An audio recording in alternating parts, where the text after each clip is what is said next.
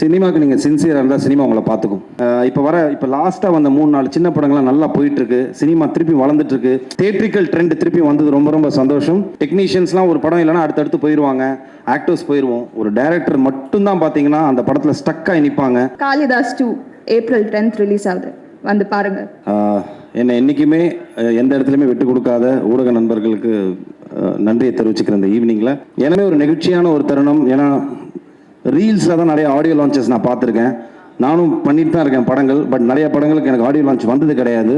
இது out of சிம்பத்திலலாம் சொல்லலை, இதுதான் ரியாலிட்டி. ஒரு ஸ்டேஜுக்கு மேலே நான் அதை எடுத்துக்கிட்டேன். நம்மளுக்கு ஒரு நல்ல தயாரிப்பாளர், நல்ல ஒரு பெரிய செட்டப்பில் அமைஞ்சால் மட்டும்தான் இதெல்லாம் அமையும் அப்படின்னு. அது எனக்கு இந்த படத்தில் அமைஞ்சிருக்கு.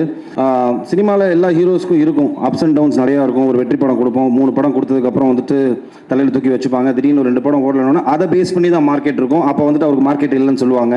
அப்போ திருப்பியும் அந்த மாதிரி ஒரு ஃப்ளக்சுவேட்டிங்கான ஒரு பீரியட் நான் இருந்தபோது எனக்கு லைஃப் சப்போர்ட்டாக இருந்து கொடுத்த படம் தான் காளிதாஸ். என்ன மாதிரி ஆர்டிஸ்ட்னா சினிமாவில் நான் எடுத்துக்கிட்ட டேக்அவே என்னன்னு பார்த்தீங்கன்னா, நம்மளுக்கு ஒரு நல்ல டைரக்டர் கிடைச்சாங்கன்னா ஆட்டோமேட்டிக்லி, அதே இது உங்களுக்கும் சேர்த்து தான் சொல்கிறேன், நல்ல டைரக்டர் உங்களுக்கு கிடைச்சாங்கன்னா ஆட்டோமேட்டிக்லி உங்கள் ஜேர்னி ஓப்பன் ஆகிடும்.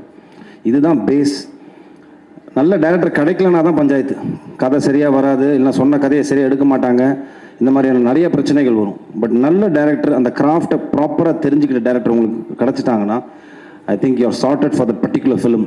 நான் இண்டஸ்ட்ரிட்டு எங்கேயும் போகல, இதே இண்டஸ்ட்ரியில் நான் இருக்குங்கிறனால தான் 23 வருஷமாக நான் சர்வை பண்ணி அடிச்சு ஏறி வந்துகிட்டு இருக்கேன். பட் ஆஃப்கோர்ஸ் அந்த பிஸ்னஸ்ன்னு வரும்போது பார்த்தீங்கன்னா, what is your last film, கடைசியாக உங்கள் படம் என்ன ஓடி இருக்கு, அதை பொறுத்து தான் எல்லாமே இருக்கும். இன்க்ளூடிங் த கரண்ட் ஃபிலிம், நீங்கள் சைன் பண்ணுற ஃபிலிமோட பட்ஜெட்டாக இருக்கட்டும். இன்னைக்கு நடந்த ஒரு நல்ல விஷயம் என்னன்னா சார், நிறைய தயாரிப்பாளர்கள் வந்தபோது நிறைய விஷயங்கள், நிறைய இன்புட்ஸ் எனக்குமே கிடைச்சிது. தேர் வர் லாட் ஆஃப் கான்ஃபிடென்ட்டான ஒரு நிறையா இன்ஃபர்மேஷன்ஸ் என்ன கொடுத்தாங்க அப்படின்னு பார்த்தீங்கன்னா வந்துட்டு, பெரிய படங்கள் இல்லாமல் சின்ன படங்கள் இல்லாமல் இப்போ லாஸ்ட்டாக வந்த 3-4 சின்ன படங்கள்லாம் நல்லா போயிட்டுருக்கு. சினிமா திருப்பி வளர்ந்துட்டுருக்கு. திருப்பி அப்படிங்கிற ஒரு விஷயம் வந்துட்டு ரொம்ப என்கரேஜிங்காக இருந்தது. எனக்கும் ரொம்ப சந்தோஷமாக இருந்தது சார். எல்லாரும் போய் தியேட்டரில் போய் படத்தை பாருங்கள். I am sure we won't disappoint you. And press டெஃபினட்டாக உங்களுக்கு இந்த படம் பிடிக்கும். பார்த்து சப்போர்ட் பண்ணுங்கள். தேங்க்யூ.